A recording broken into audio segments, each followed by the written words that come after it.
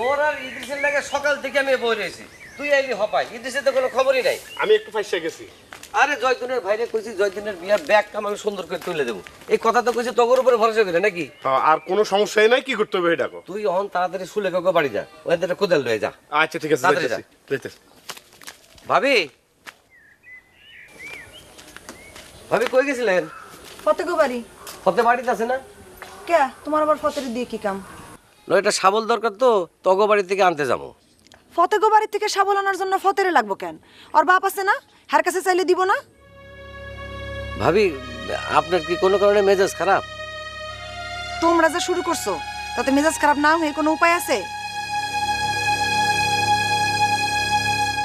ভাবি কোনো চিন্তা করেন না, জয়তুনের বিবাহ ঠিকঠাক মতোই হইব, আপনি খালি রফিকের উপর একটু ভরসা রেখেন। ফতে, ফতে,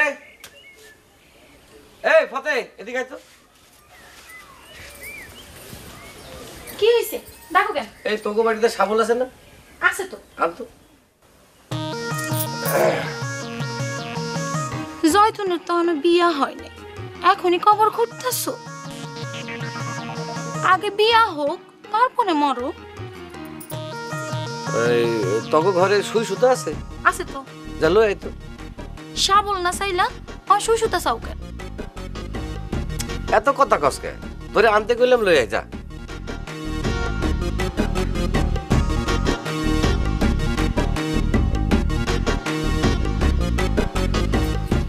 লাও। সুতা আছে লগে? আছে তো। সে দিয়ে কি করবা? তোর ঠোঁটটা করে সিলাই দিবে। ও মা গো, রফিক তুমি এটা কি করো? আর যদি ফাও পাতাল পারস তুই। তোমারে ফালাই তুই জয়তুন অন্য বলারে বিয়া করে ফালাইতেছে, হেজাল তুমি আমার উপর মিটাইতেছো কেন? জয়তুনের বিয়ে হইতেছে তো আমার কি? হ্যাঁ, এই গ্রামের ব্যক্তিই জানে তোমার কি, তা করে গিয়ে জিগাও, আমারে জিগাও কেন? তো হই আজকে আমি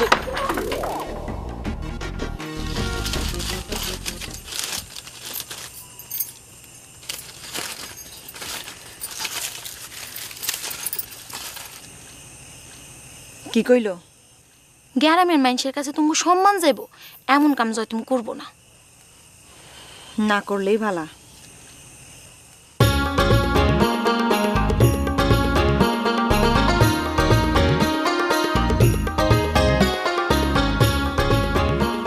রে তোরা তো বাস কাটতে তো সারাদিন লাগাই দিলি রে।